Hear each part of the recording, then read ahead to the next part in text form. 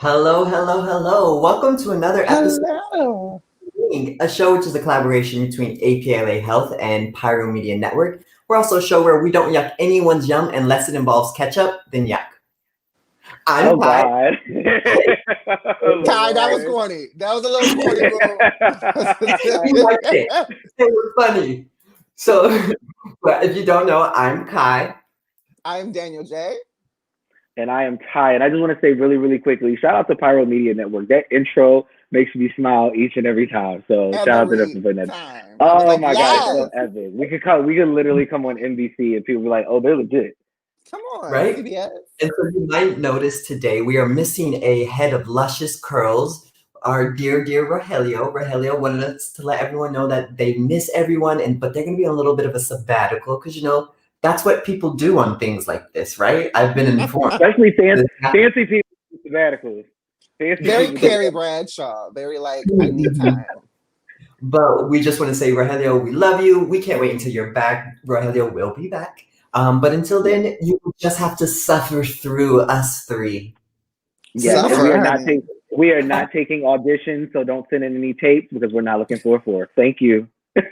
This is not the craft, honey. We are not looking for This Sarah. is not happening. It's not We are happening. charged the Sorry. power of three, honey. Prue, Piper, and Phoebe got it. Paige will be back later. Okay. Paige, so today's episode, just to give you a little layout, we're going to be talking about a few things like always. So the first thing we're going to be talking about sexual health and sexual stigma. This is a conversation that we have at APLA Health all the time, but it's because it's so important, right? Like, I think one of the hardest things about working in sexual health, especially, or at least in my opinion, is the stigma that comes along with HIV and STIs. So what about you two? I agree. I think that also to your point, when you hear, like, we'll get into it, but like words that are accompanied by stigma that are people are made to feel like dirty and clean, and it's like it's such a complex problem. I'm glad that we are going to talk about that today. But What do you think? Yeah, Daniel? I definitely think that in regards to sexual health, I think the biggest stigma is still around HIV. I mean, there are definitely stigmas surrounding STDs, but I think that STDs have come into a space where whether you know the details of STDs or not, it's kind of like, oh, I can get a shot or I can take a pill and I'm good and I'm done. I don't really have to, deal with that. But a lot of people are still unfortunately stuck in the 1980s information as it surrounds HIV. And I also think that there's just a lot of stigma around sex, period. What people are into, what types of sex people have. Kinks and preferences absolutely. And whatnot. Yeah. And a lot of these things that do put you at high risk for HIV or, chlamydia, gonorrhea, whatever. And it's like, if you don't talk about it, how do you know how to navigate it? Because, honey, that's my rule. I feel like if you can't say it to me, we can't do it. And if we can't talk about it, then we don't need to be anywhere near each other. Agreed. And then also, we need to put that on a shirt. I also, to Daniel's point, just to piggyback off of that, like, STDs are so common. I know I don't want to come off like the person that's like, oh, go out and get an STD. But STDs they're so common. It's weird to still have stigma around STDs. It's like, to me, to us, with us being in the field and us having these conversations at my cubicle constantly, you know what I mean? It's kind of like STDs are like having an overdraft in your account. It happens every other week to somebody. So at the end of the day, you need to normalize the conversation to make people feel comfortable enough to even have those type of conversations. You know what I mean? Like, when you have stigma around you in regards to STDs, it makes it very hard for people to even go to their physicians and have those same conversations. Because even though you're the person that I should be talking to about this, I can't talk to my friends about this because they'll judge me, they'll call me dirty, or I'm not clean, or whatever the case may be. And I can only imagine what a doctor would say. It's a mental thing. Like, it definitely is a mental thing. If you have an STD, be open about it. Don't go outside and wear a shirt that says I have an STD, but definitely ask questions, look stuff up. Or like, do wear the shirt. That's your business. It's nobody else's business. Yeah, no, I agree. I agree. If you want to wear the shirt, wear the shirt. But I think that, to your point, I think that when it comes to STDs, like statistically speaking, 1 in every 3 people who are sexually active are going to have at least one STD in their lifetime. Write that down. Did y'all know that? 1 in 3 in their lifetime. And so I feel like even the conversation, like especially within, the gay community, we know, sis, we know you've dripped. Yeah. We know you've burned. We know you've itched. We know you had little creatures in your pubic hair. We know, like, and whether you told us or not, the person that you slept with did, like, so we know. But even that, it's still, when we get into circles and we talk about it, it's still like, oh, I can't mention that. Like, and then make somebody else feel bad when they say, oh, I've had such and such. You know what I'm saying? Because I think for us, because it is such a part of our job, it's part of our day to day.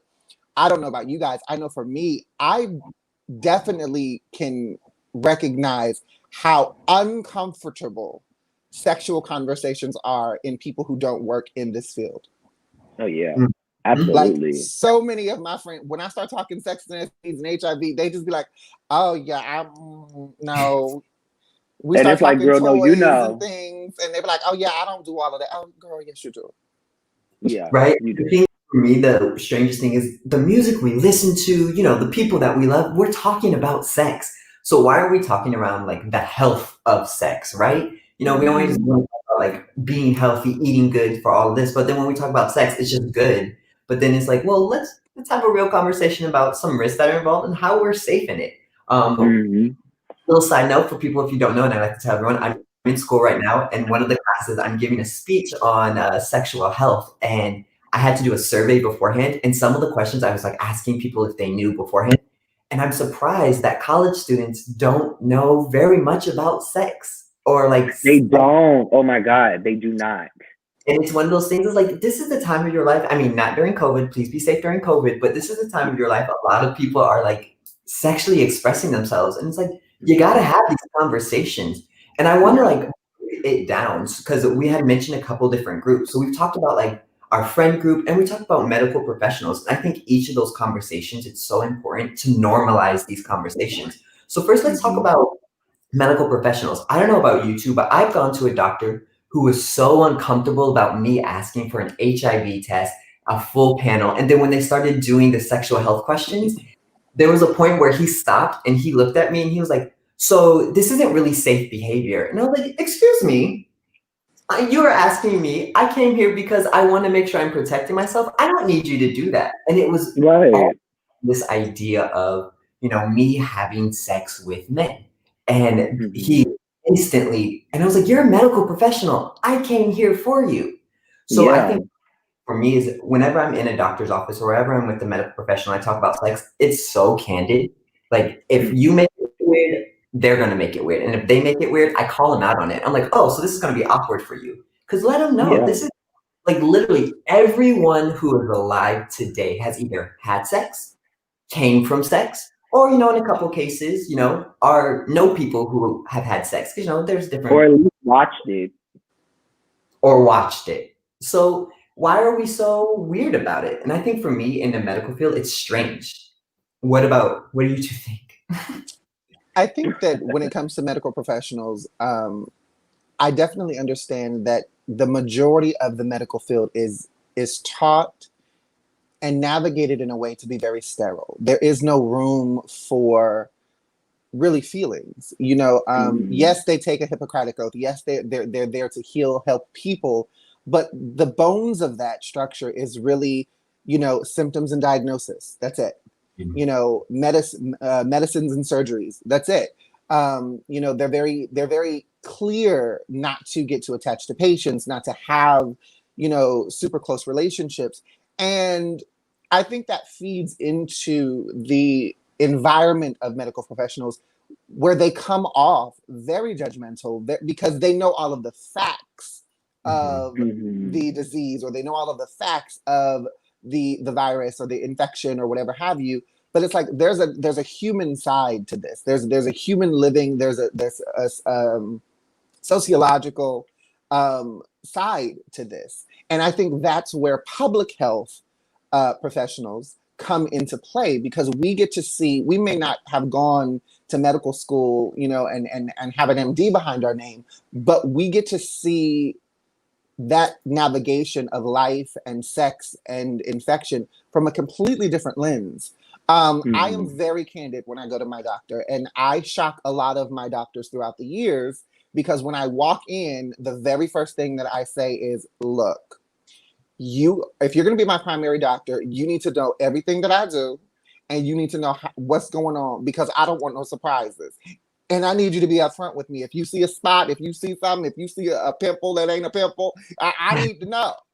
You know, if I'm going to be spreading my behind open for you to check it and look at, we need to have some type of level of comfortability. You know, so I don't have a problem with that. And it's funny because most doctors are taken aback when I do that, because again, they're taught not to get too personal with their patients and, you know, with the people that they see. But I think that should change. I definitely think that environment should change, because there's a lot out here. There's a lot that's pregnant is not the worst you can get. It's not. Thankfully, there is a lot of STDs that are curable, but there are some that are not. You know, and especially when we talk about HIV, like, yes, you can live a normal and healthy life, but if you can prevent the doctor visits, if you can prevent, you know, having a pre-existing condition that could really affect you getting a common cold, you know, if you can avoid having to take a medication every single day that they may have to kind of switch up every now and then depending on how your body reacts to it, if you can prevent that, then do it. Just because there's ways to live with it shouldn't mean that, oh, if I get it, it's fine. Girl. Right. And to piggyback off of that too, those were all really, really good points. And it sounds similar to the way that I view it. When I go to a physician's office, I'm a childhood cancer survivor, so I've been seeing doctors on a consistent basis since 12. So when I go to the doctor's office, I am such the biggest a-hole ever in life. Like, I will stop mid-conversation and be like, you look uncomfortable. And do you want to unpack that? Like, why is me telling you, I think something funny is going on back there with my butt? Why does that make you feel so uncomfortable? Have you ever had anything funny go on back there behind you as well? Like, it's just, I'm really, really like condescending, but not on purpose. I feel like with medical professionals, and I can't say for all of them, but with medical professionals, like you said, there is a separation between what they've been taught and what they value. And you always get both. So when I go to physicians, or if I start somewhere new, I always request either an LGBTQ doctor or a female doctor. Heterosexual men just don't get my rhetoric. And I think that's actually a really good point, Ty. You can request specific doctors. Like, yes. Your insurance is covering this. This is like going to a restaurant. Tell them what kind of physician you want, so that you can get your physician, so that you can feel comfortable enough to have those conversations. If you feel like a doctor is rushing you in the midst of your conversation, that's not the doctor for you. If you feel like the doctor is looking at you in the weirdest way when you say you want to get on prep, that's not the physician for you. And that is okay. You have options out here, sis. Use them. The funny part is, you mentioned the request. Like, definitely you should and can request, you know, the type of doctor that you want. But I've also noticed, like with my insurance, when I go, and I'm not going to say the name of the place that I go. You don't have to. We have the same insurance. Right. When I go there, I went on their website and I looked, and I was very specific that I did not want, you know, no shout outs, you know, no shade to, you know, white folks, but I didn't want a white doctor. I wanted a person of color, but I was surprised that I saw no women in the listing of doctors to choose from. They were all men, you know, and I think that is another, when we talk about stigma in the medical field, when we talk about even stigma with sexual education and sexual health, I think that is also part of the issue, is that it is so saturated with men, mostly heterosexual men. You know, most of the LGBTQ men are either they're in public health. They're not necessarily in like a medical. They're not a doctor or you know, like that. But I think that also feeds into you don't have all of the tools for you to be able to address your patients. You know what I'm saying? Like you said, Ty, Yeah. like you talking to a heterosexual man about something going wrong in your booty, they're probably looking at you like, well, Yeah, it's like you look uncomfortable. So if you want right, to like unpack what? that, like, What's, so I think that there is definitely room, and it's time to really push and support our women in the medical field and even in public health, because I don't feel like women have a very large voice. I know that they have a voice. I know that there are women in the field, but it's just so oversaturated, with men who don't really, they can't share the experience. Whether no, a heterosexual man to LGBTQ man, or just a man to, like, you can't, because if I were a woman, I don't know how comfortable I would be going to my OBGYN and he was a male. Like, that's my body interesting. medically, but you don't know Yeah. my body. You don't have one. That's interesting. You know what, too? Also, because Joseph Wallace, he put up a good point. He said sex shouldn't be such a taboo topic, especially with medical professionals. And I think that I don't think that that's like a big ask. Like, I do feel like when you're having a conversation with your medical professional, when they begin to feel uncomfortable, then I realize we have a problem, because there are so many different things that happen on a daily basis. I mean, now we have the COVID, or like Wendy Williams called it, the Corona, and it's like it's out there. That's a new thing. You know what I mean? I'm gonna need Not you the to roll with these Corona. punches, right? I'm gonna need you to roll with these punches with me, because I'm very candid in my conversation based off of, like we said earlier, what we talk about in the office. So when I go to appointments with my clients, I do that with their physicians. When I get approval to come into the appointment with my clients, and then I get the approval to speak, because most times I'll just be a fly on the wall and I'm just there for support. But if you allow me to talk about the things that we have spoken about prior to you going to your appointment, I'm very candid, and I want you to see me be very candid with your physician, because I want you to be the same way when I'm not around.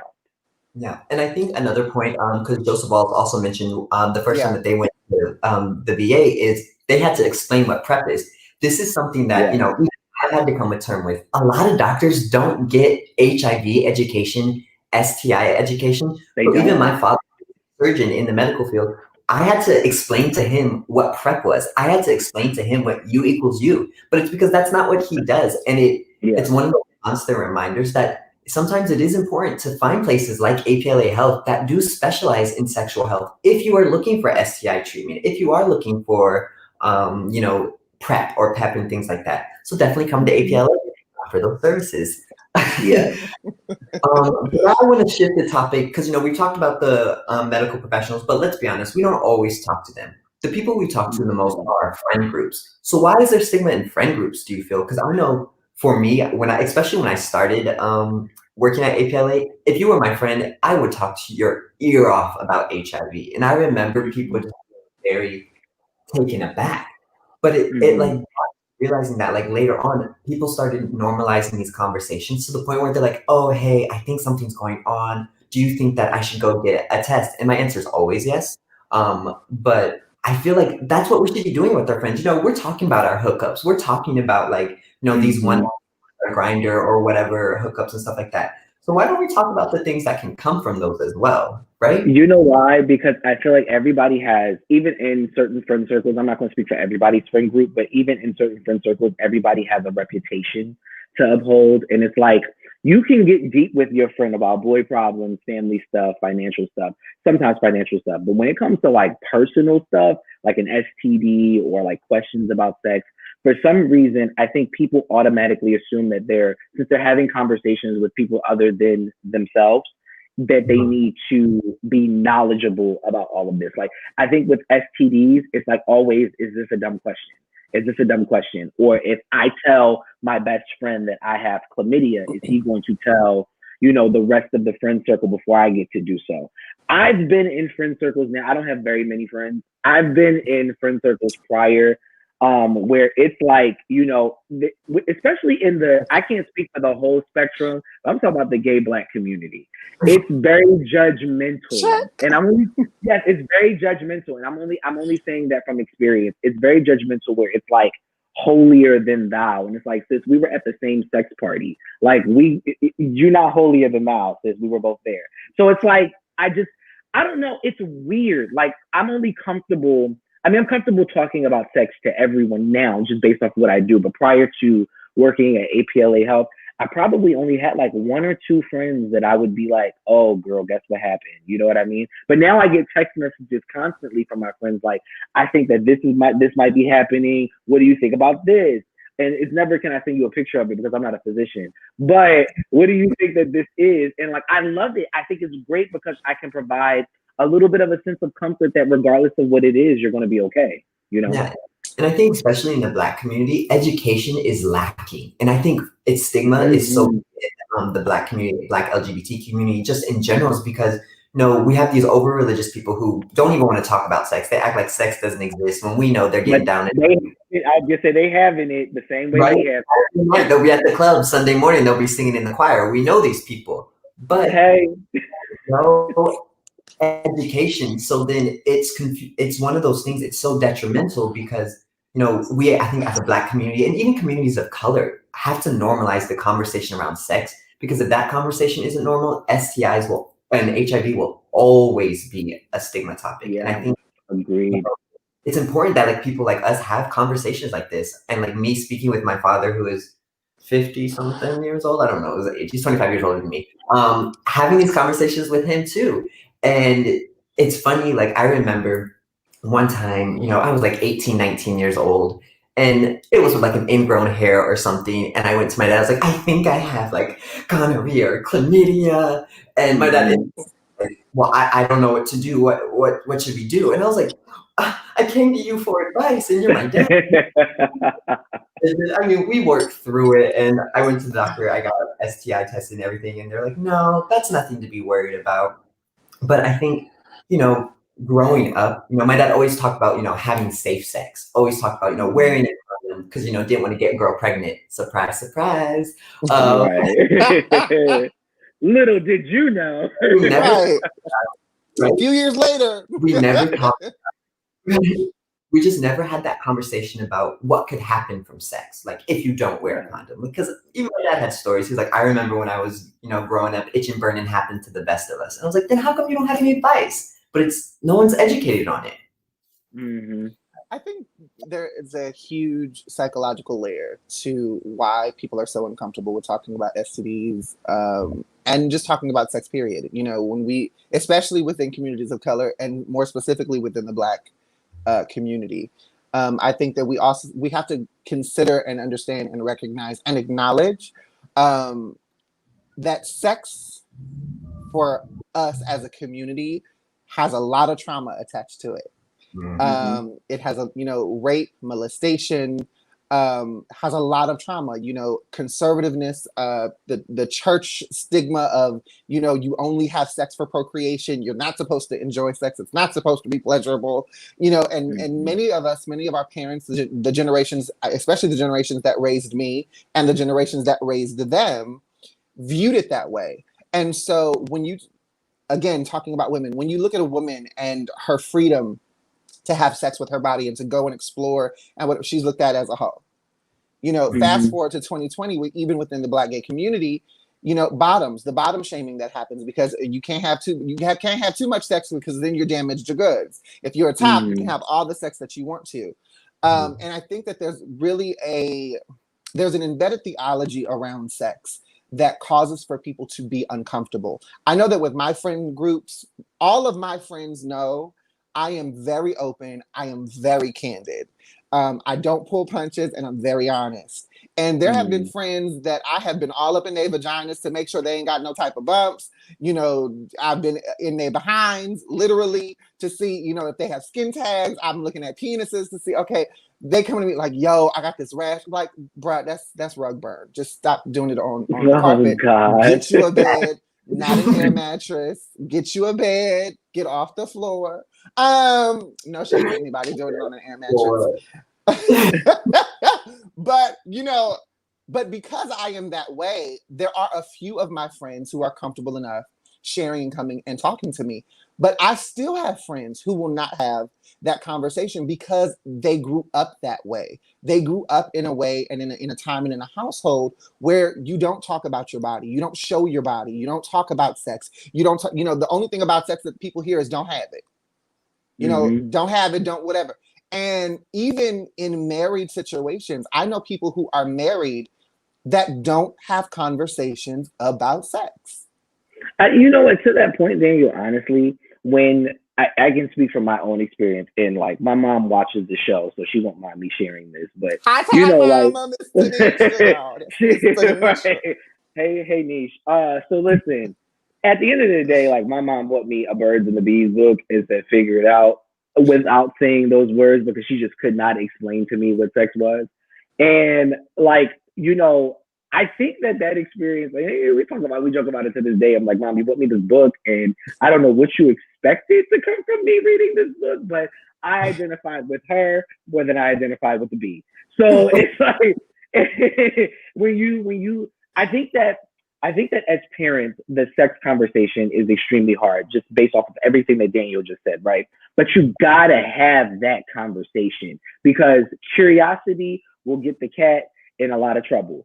So if you do not talk to your kids about sex, you choose that age range when you do that. But if you do not talk to your kids about sex, in the way that you see fit, it leaves them in a place to kind of like explore on their own, and you don't want that. So like at the right, absolutely. Like me and Kai, we did a health fair at Dorsey. Was it Dorsey? No, we were actually in South LA. And young lady walks up to us and we like, so do you know spin the wheel? Do you know anything about chlamydia? And she's like, I'm 12. And me and Kai look at each other and we were like, oh, see, now in that instance, that is not me and Kai's place to talk to your daughter about sex. You need to do that.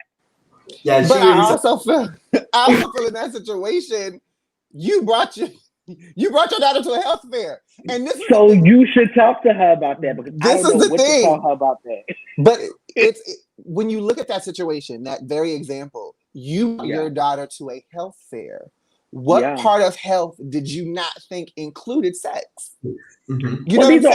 These are also the same demographic that will walk up to our tables. And Daniel, you've been here when they've walked up to our tables and they'll look at the condoms and they'll point at them and chuckle. And it's like, ooh, and it's like, what's so funny about a condom? I never get that. I never got it. I never understood it. Before my wonderful job here at APLA, I used to be a program director for another youth nonprofit. And I was in charge of anywhere between 300 to 500 high school students and middle school students. And high school students and middle school students experiment. They have a lot going on. And so a lot of times they were doing things and their parents would be calling me, emailing me at my desk. Well, I don't know what to say. And I would have to sit with these parents and these kids. And one of the things that I continue to tell parents when they have this issue of, I don't know when to have this conversation, when your child starts asking questions, that's the time to have the conversation. Because 9 times out of 10, and I have seen this proven, when parents say they're not ready yet, no, you're not ready yet. That's what that means. Yeah. And parents need to take ownership of that. If you are uncomfortable as the parent having that conversation, acknowledge that and process through that. But don't blame, don't blame shift onto your kid saying they're too young, they're too this. There's a lot happening in our country and in our world right now. And children are experiencing levels of anxiety, levels of depression, levels of curiosity, levels of sexual enticement. They are experiencing and trying to process so much that you don't, as a parent, even realize and recognize. So, you know, and Todd, my mom was the same way. I remember my mother had a blue medical encyclopedia. Yes. And I remember with the gold insignia on the front. And my mother, I remember my mom sitting me down and going through this encyclopedia. And at like 4 or 5 years old, I'm looking at penises with bumps on them. I'm looking at gonorrhea pictures, chlamydia pictures. I'm looking at all this stuff. And I'm, what the hell is this? And my mom was like, I want you to know, I was not that child who believed that babies came from storks. And my mama was very real. No, they come from a vagina. when you have sex, this is what happens. And I remember she bought me a book. It was an age appropriate book, but it explained the reproductive system. Yes. And she just didn't play those games. She was like, I don't have the time for you to be walking out here ignorant. Like, you need to know. Now, granted, I was young, but still, right. I knew. And I think speaking of walking out here ignorant, we are going to show you a commercial for Swab and Chill. So don't be out here ignorant. Order a test, do it at home, know your status, okay? So, ultimately, before we go on that commercial break, remember, to get rid of stigma, to make these taboos go away, just talk about it. Just have these conversations.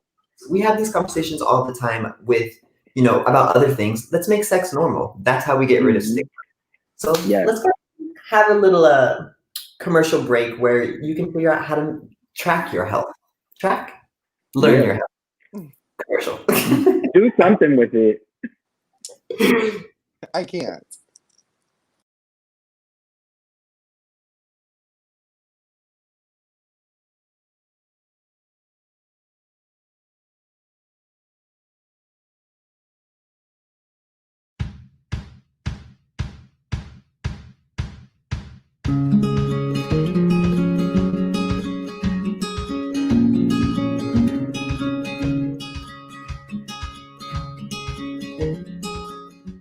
Hey guys, Ty here from Apla Health, and I got some good news for you.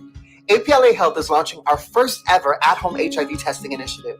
As we battle the global pandemic of COVID-19 and all that it entails, Apla Health is doing what we can to fill the gaps for those who are in need of knowing their status, linking into care, and having safer sex options. The initiative, officially known as Swab and Chill, will be our virtual hub for those seeking to take an HIV test, receive HIV kits, link into medical care for those who are HIV positive, while also having access to several other programs and services that specialize in harm reduction for HIV infection. Such services include PrEP and PEP information, as well as substance abuse services.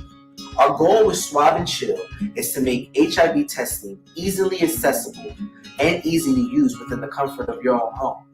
We provide each client with the Ora-Quick at-home testing kit. This kit is a simple test that is done by orally swabbing the gums and waiting 20 minutes for your results. APLA staff is available to virtually assist clients with taking the test while providing resources and support for those who may test positive. maybe you already know your status and you're just low on condoms and lube due to accessibility. No problem. We can also send you one of our safer sex kits right to your front door. As we strive to keep our community safer and well-informed, your privacy is also a high priority. All packaging will appear from APLA Health. Our over-the-phone assessments are quick, easy, and secure, so you can feel safe in sharing your results with us and asking any questions that you may have. If you or someone that you know is interested in having one of our at-home testing kits mailed to you, or you just want more information on what Swab and Chill can provide, please call one of our team members at 323-329-9713, or just email us at swabandchill@gmail.com. Come swab and chill with us. Come swab and chill with us. Come swab and chill with us. Come swab and chill with us. Come swab and chill with us. Come swab and chill with us.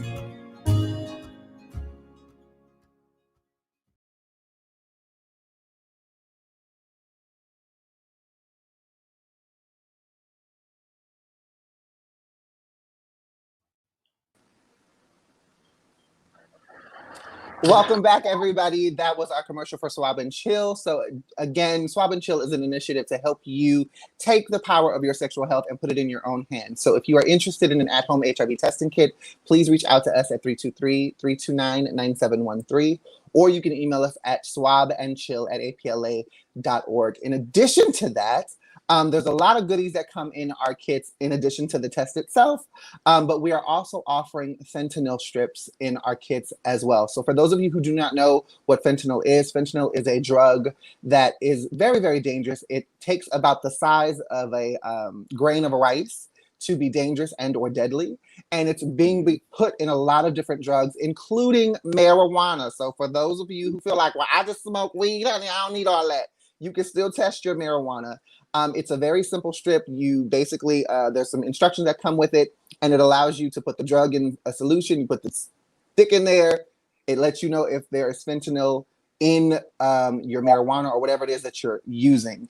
And so if that is something that you would like to get, we are providing those in our Swab and Chill kits at request. Again, this is not a promotion for you to go do drugs, but if you are doing that and that is your choice, we just want to make sure that you're doing it safely, and that you have all of the tools at your disposal to make sure that what you are using is not extremely dangerous to your health. So again, if you want to know more about fentanyl, you can check out our PartyWise program. They have so much information. You can look at our APLA Health Prevention Department page. There's a lot of information. Make sure that you're watching The Plug on Drugs with Manny and Prince, because they do talk about fentanyl and all these other drugs and things that are out there. So again, shout out to Manny and Prince. Right, Yeah. shout out to Manny and Prince. So again, if you're interested in a Swab and Chill kit, please reach out to us. Right, like we said, like I said earlier, we don't yuck anyone's yum. You know, do what you do, just do it safely. Unless it involves ketchup, then don't do it. Just don't. Well, if you ask me if it involves tomatoes or avocado, I'm out. Oh, yeah, avocado. Well, tomatoes, no, but avocado, definitely. Oh, I can't do sliced tomato. I can't. I can do a sliced tomato. Diced tomatoes in salsa, I can do it. But sliced tomatoes, gag. We'll have that another day. But let's go and get into our next segment. So one of the things that we've talked about before on the show, kind of in passing, but we've been seeing a lot in this last week, especially with the elections. Don't forget that the debate is on Thursday, if you care. But celebrities in politics, right? So in this last week, I've seen some really interesting names, especially when it comes to like Black celebrities of color, supporting people that we wouldn't expect them to support. And it's a matter of, should we be holding celebrities accountable, and how should we be doing that? So the first one I want to talk about, because I've been seeing it all day today, is 50 Cent saying that he is going to be supporting our current administration. He's going to be voting for them, and people should be voting for him. The reason 50 is saying that is because 50 does not appreciate Joe Biden's plan to tax people who make over $400K a year. And I think that's it's one of those conversations we have to have about capitalism, right? It's about, when do we start caring about the people around us and we start caring more about ourselves and the money we're making? Like, get your bag, get your coin, that's fine. But should we be holding people like 50 Cent or other people who have a lot of money for supporting people who are only in their better interest financially? Or should we also be looking at, social, economic things too? You know what? Honestly, Kai, to be 100% with you, 50 Cent on any kind of social media platform is blocked, in my opinion, just based off of the fact. Like, I think that we should definitely, I'm going to answer your question. We should definitely be holding celebrities accountable because they have millions of followers and people idolize them, right? And with the Spider-Man quote is, with great power comes great responsibility. So if you are promoting, this idea that you do not like Joe Biden's tax plan, please acknowledge everything else that you do not like about Joe Biden's plan for America and compare it to Trump, so that you can encourage voters to do the same, as opposed to saying, I see a lot of people making under 30K a year upset about Joe Biden's tax bracket plan. And I'm like, these are not your issues, sweetie. You work at McDonald's. Shout out to McDonald's, but these are not your issues.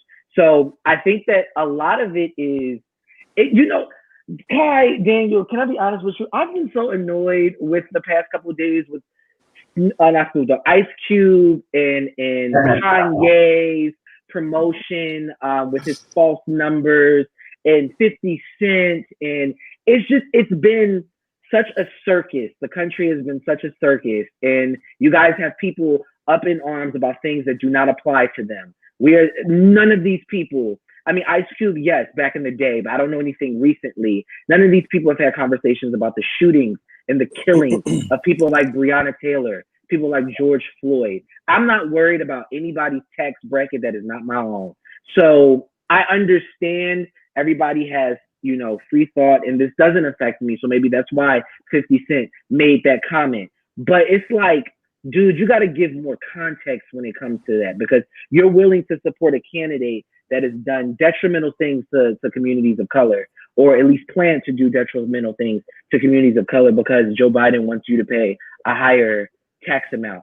We're paying a higher tax amount now due to Trump's plan. So I'm not. It smells, and I don't want any parts of it. As it pertains, so to answer your question directly, should we be holding celebrities accountable when they step into the realm of politics? Absolutely. I think that goes without saying. However, the problem with that is the people that should be holding them accountable are not the people that usually support that celebrity, i.e., if you look at 50 Cent, his fans should hold him accountable, but they're fans. So are they going to hold him accountable? Probably not. Is the question. I think that when we look at people like 50, and I'm sure that we'll get into the Ice Cube conversation in a minute, but specifically with 50 Cent, Ty's right. You know, these celebrities make buku's amount of money. And so the tax breaks that are in place right now with Trump's administration, it benefits these celebrities. It benefits their bank accounts. You know, T.I. was on a panel, I think last year, for Revolt's huge summit, and he was like, "Thank you, Trump, for this, because I'm a millionaire. It helps me." You know, and I think that a lot of celebrities are going to do and vote in a way that protects them, keeps money in their pocket, and also feel like if I can vote this way, but if I do this over here, this performative thing over here, then I'm still for my people and I'm still about my people. I think my issue with it is there is no context that you can add to a statement like that with 50. At the end of the day, you're worried about you. You're worried about your money, how that's going to be affected. And it is what it is. I'm an influencer. I'm a social media person. And so I talk a lot of chat about celebrities for the entertainment of it all. You understand what I'm saying? Give you a little pop, you know. But I also am very cognizant that I don't know these celebrities personally. I don't know all of what they do. I don't know the organizations and that they donate to. I don't know the charities that they donate to. I don't know all of the work that them or their camps might be doing to help our community. I don't know all of that. But at the end of the day, all we get is what we see. You know what I'm saying? And when you come out and you tweet something like that, or you make a statement like that, that's what people are going to get, you know, and you don't have the privilege of saying, well, you don't know my life. Well, you didn't share it. Yeah, what you shared was problematic, and I'm addressing what you shared. If you want me to know all of this other, or you want me to have a larger picture or a larger context, then give me more information so that I can make an informed decision on whether or not I want to continue to support you as an artist. Agreed. Yeah, and I think Malcolm X actually made one of many comments Malcolm X said, especially in the Black community. It's always funny to see in the Black community, the people that we look up to as political leaders oftentimes are people who don't know anything about politics. They're like these puppets in musicians or comedians and things like that. And they said other communities don't really do that. So, and I think we see a lot of communities of color too. And that's just because for us, entertainment is usually a big source of income for people of color. But it is that real question of who are we looking to as leaders, and are we holding our leaders accountable? I want to step now into Ice Cube because 50, like he said, he's more worried about himself than anyone else.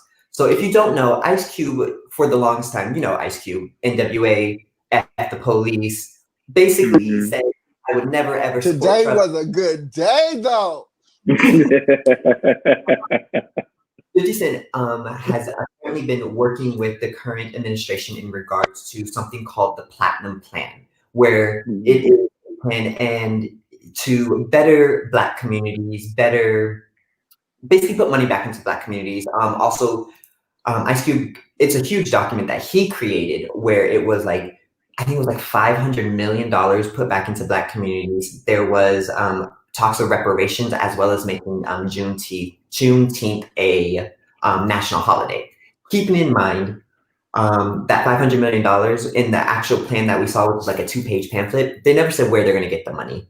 In the idea of reparations, obviously the president can't decide that. And then when we talk about national holidays, it's not a part of the president. It's part of Congress and the Senate. So then it goes, what are we working for? What is this collaboration happening? And I think a lot of people were surprised. I mean, when I read the headline, I was like, this is fake. There's no way. Yeah, I thought it was literally propaganda. I did not believe it initially. When I read it and also saw him on Chris Cuomo's show, and he kind of explained his position on it, I was left way more confused than I was reading the article. I just think that it's not even ironic, but it's a weird time, because for that story to be broadcasted and then 50 Cent to make his comment after we were all just talking about Trump's stand by and stand back comment, I need our community. I mean, I know it's a big ask. I need our community to kind of pay attention to the timing of these things, because we're getting closer and closer to the election. And that's not saying that nobody's paying attention, but you gotta know that there is a funnel for this with the current campaign. Like, to highlight that Kanye was one of his supporters 3 or 4 years ago, for Kanye to come out and say, I'm not with the Republicans, I was tricked, and blah, blah, blah, everything that goes on in Kanye's imaginary world. And then to have Ice Cube and 50 Cent both make these comments coming from, a standpoint that, doesn't speak for the majority. You gotta pay attention to the timing of these things. This president has not planned or even considered doing anything for the Black community. And to have such big names in the Black community come out of nowhere and just highlight the one thing that they feel like he is going to do right, which is taxes, which he hasn't even shown us his taxes, is asinine to me.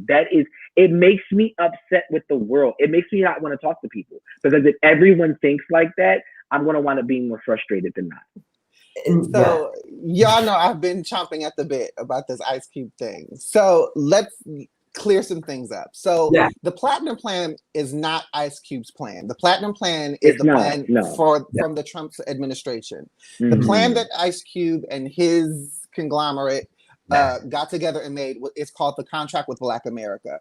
Now, the Contract with Black America is a 25-page document written by two professors from two different schools, and it outlines a lot of different things. When you read through the document, part of the problem, and Ty, you alluded to this just a minute ago, part of the problem with the document is it reads in a very high-level executive overview of a plan. Like, these are the things we want, but there's no infrastructure that it talks about or that's created within the document to show how we're going to do this, how this is going to be created. So that's problem number one. Problem number two is the majority of the document is very, very heavy into male influence. There, from what I've read so far, and I'm still kind of dissecting this document. No, you're right. You're right. Yes. There is no mention of any female inclusion to this plan, to the construction of this document, to the construction of this contract. Now, Ice Cube did say that he put out this the ask to the Democrats and the Republicans. The Democrats said, let's wait until after the election. The Republicans said, absolutely not. Let's talk about it, and we can fuse you into what we already have.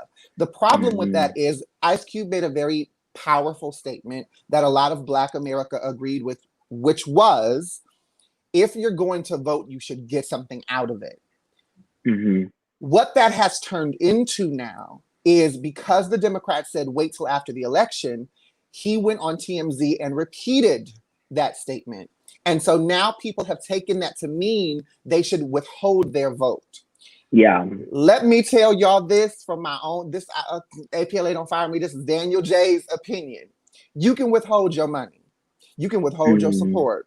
You can withhold your time and reclaim it like Miss Maxine Waters, okay? Do not withhold your vote. We are voting in a time where your vote is super, super important. This is probably one of the largest elections that we will ever experience in our lives, with everything that's going on. And it is dangerous to communities of color, and specifically to the Black community in this country, if you decide to withhold your vote with what's on the line and what's at stake. My other issue with the document and with the contract is that many of what it talks about from the high-level overview are things that, number one, are already in place. They're already bills, and people have already been trying to get these things passed. But the problem is the House will pass it, but the Senate won't. And as Yeah, you know, the that's Senate true. is a Republican Senate. And so, Why we don't have that's that. what issue number 4. The final thing for Right. me is much of what the contract with Black America in its 25 pages discusses is actually already in and included in Joe Biden's plan for Black America. And you can read Joe Biden's plan at joebiden.com. It is a lengthy Come on, plug. I mean, it is a lengthy document to read, but Worth reading though. Worth reading. And my thing is this: when we talk about Black celebrities, and we've all heard it, all three of us have heard it. We probably haven't even said it. Like, oh, Ice Cube doesn't speak for me.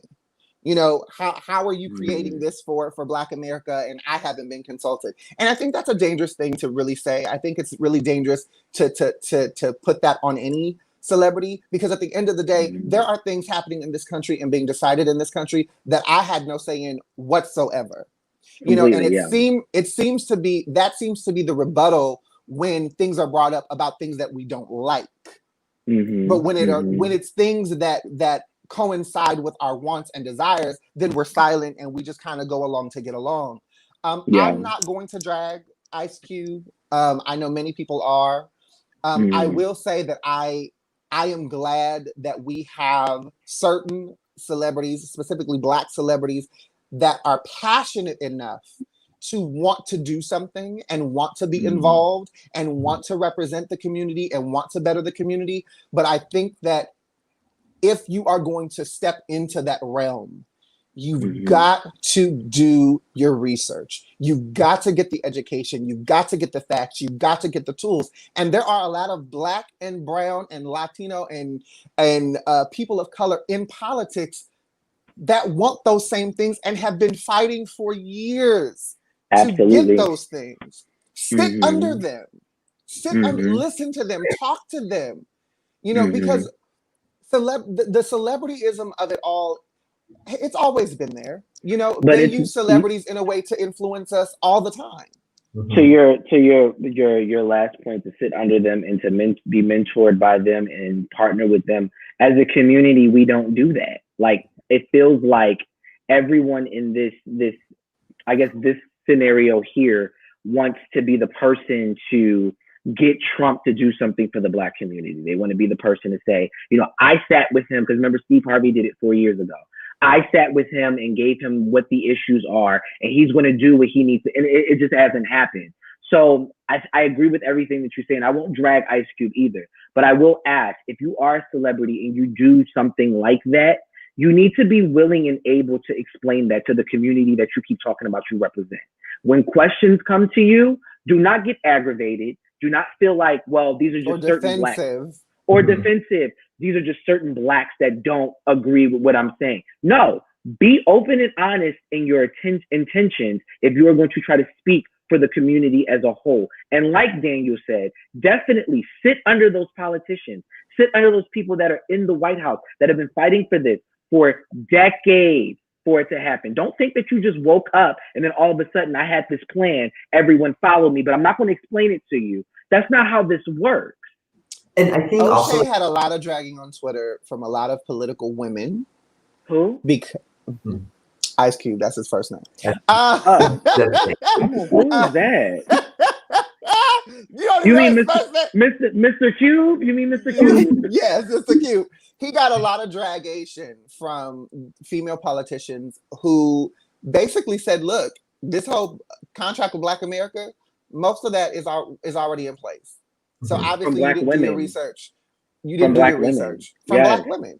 You know, they said this has been in the works for years. Absolutely. These bills have already been written. These things have already been trying to be pushed. Absolutely. Sorry, Kai, what were you going to say? Yeah, I think one people have to realize too is, don't forget, celebrities have privilege. Yes, Ice Cube is Black. Yes, he's from Compton.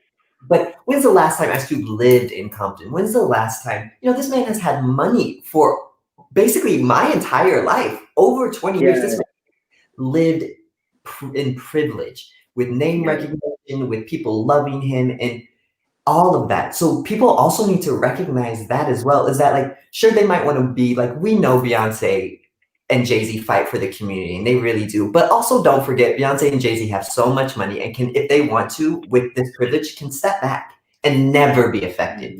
That's also something to keep in mind. You both kept saying it, and it's so important, especially with celebrities. Don't use your voice. Use the voices of the experts. We should be seeing people who are running movements on these celebrities' pages. I don't want to hear it's celebrity. I don't like Cardi B. I love her. I think she's standing for a lot of things, but Cardi B should not be their news. Ice Cube should not be not where at all. nation from. And I think because we idolize celebrities in such a way that we forget that. So that's what celebrities should be creating spaces for the community to be able to present what their issues are, so that people can hear those issues. They need to create spaces for us to sit at the table, as common folk, to sit at the table and be able to address what our issues are. And then some of us, we need to stop absorbing other people's privilege. Like with the tax stuff, stop getting upset about something that's not going to affect how much you get paid. You are not in that bracket. You won't be in that bracket when the election comes up either. Please stop adapting to other people's privilege and putting it as your own. You know what? If we had time, I would break down Lovecraft Country and the character of Ruby, because the character of Ruby represents a lot of Black people in our society, specifically with celebrities, who strive to get to a proximity of whiteness and of white privilege, and think that when I've made this certain amount of money, or when I've gotten to this certain level of status, that I'm on the same level as white people. And it's like, you're not. You have privilege, but you are not equal to. You are in the 5% of people with color who have that privilege. And you still do damage to your own community when you make decisions that support those who oppress all of us collectively. But we ain't got time to that. Maybe next week, or maybe next week, y'all. Also, just before I say goodbye, before you two say goodbye too, don't vote for Kanye West. Do not waste your vote on Kanye West. Please. I don't know who has to hear this. If no one's told you, do not waste your vote on Kanye West. And I get why you wouldn't want to support, but let's be honest, Kanye is not going to win the election, but Kanye could sway the election. And who do you think he's going to sway towards? So, but ultimately for today, I want you to talk about sex more, have these candid conversations, get tested for HIV and STIs, call our Slav and Chill line, and just make some smart choices. And if you don't know, ask, talk to people, really use the resources. We all have one of these things. And I know sometimes it's really, really hard to find information that's great, but if you don't know if your information is valid, ask somebody. So with that, I would say bye. I'm just going to encourage everybody, please don't withhold your vote. Please, please, please don't withhold your vote. We all know that we're voting between a rock and a hard place, but you have to look at the totality of what's happening. And as is the current administration, from a totalitarian perspective, is doing a lot of damage to us underserved communities, specifically those of us of color. So please, please go out and vote. Yeah, go vote. And if you stand for something, be able to explain why you stand for that. Stop just saying, it's just because. Just because is no longer an answer in 2020. So please be able to explain why you stand for a specific thing, so that we can get the maximum result for our vote. Go vote, and then check out the link. Check out the link up, apla.tumblr.com, if you are HIV positive and want an online classroom to learn about HIV. But we will see you guys next week. This was fun, y'all. I love you. Don't eat ketchup. Don't eat ketchup or avocado or sliced tomato.